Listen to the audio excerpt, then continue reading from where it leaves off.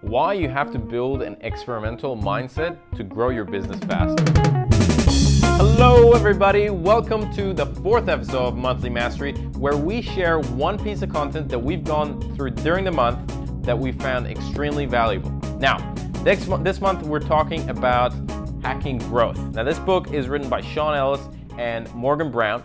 Now if you don't know about Sean Ellis, you should. But if you don't, Sean Ellis is the person who coined the term growth hacking back in 2007 and has been behind brands like Dropbox and the exponential growth that they've had. Now, the book is really valuable for founders of product-based businesses, product owners, and so on and so forth. But it also can be extremely valuable for any other business owner, and it has insights that you can definitely use. Now, going through the book, there was one chapter. There was so much insight, by the way, and it's so hard to just pick one, but for the sake of this video, we have to only do one. So, if there was only one point that I will take away from the book, is chapter 4. Now, chapter 4, they call it the testing at high tempo, and it's all about experimentation. It's all about how you go about your business and incorporate experimentation into the culture.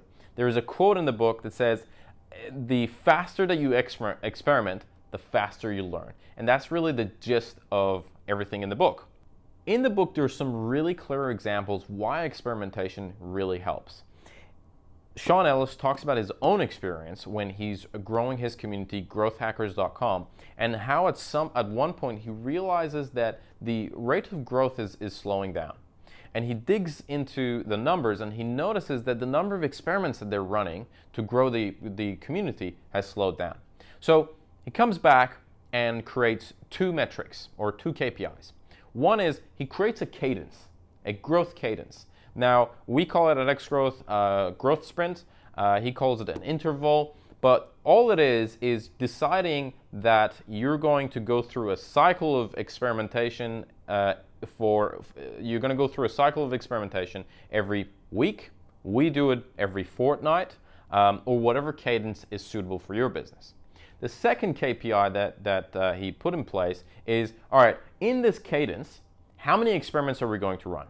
So if you're a small business or you're a business, and the number of experiments depends on a couple of things. It depends on how many users and how much traffic you have. How big is your team? So do you have the capacity to run a lot of experiments?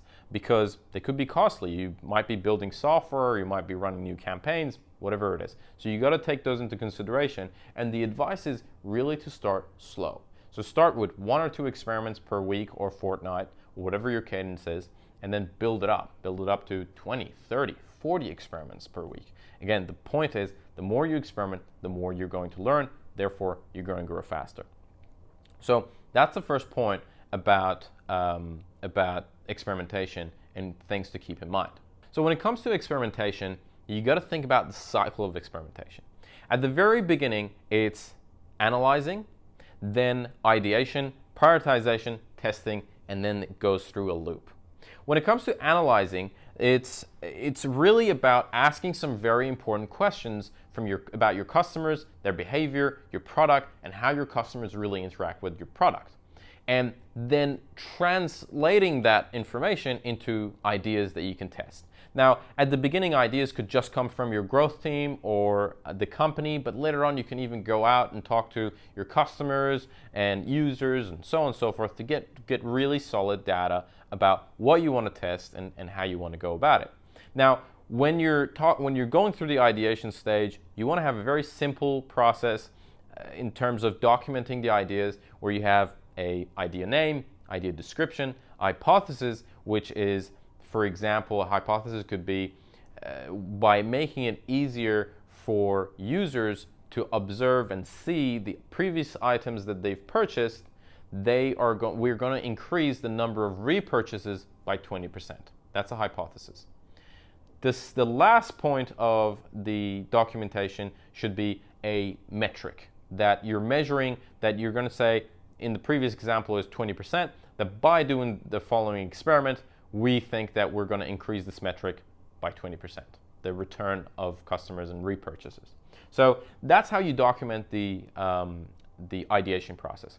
The next component is prioritization. Now, We've done a whole video on prioritization. If you're interested, I'm going to drop a link down, so check that out. But you want to prioritize your ideas, and you don't want to just tackle every single thing, because that becomes very expensive, time-consuming, yada yada yada. Last step is go ahead and test it. So build the experiment, whatever is required, and test it and put it out in the market and see what the results are. As you're going through this process of experimentation, one of the most important things is documentation. Make sure that all the experiments that you're running are documented in one place and it's searchable. What this allows you to do is later on, when you come back, maybe 6 months, you've been running experiments for 6 months and you have a new member joining, or you have a new growth lead that takes over. This way they can go back and see what experiments the team have executed before and not repeat the same experiments, because that could be extremely costly. So make sure it's searchable. Now, I want to come back to the concept of experimentation.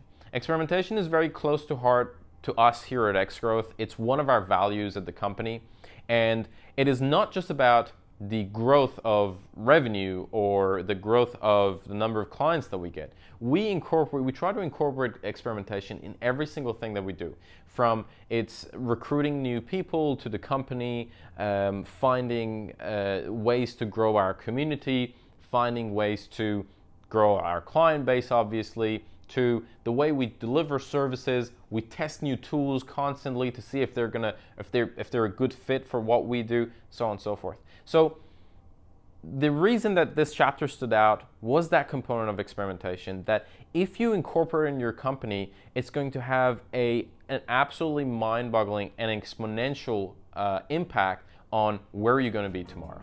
So that's pretty much for this session. Let us know what you think, and we'll see you in the next video. Take care. Bye-bye.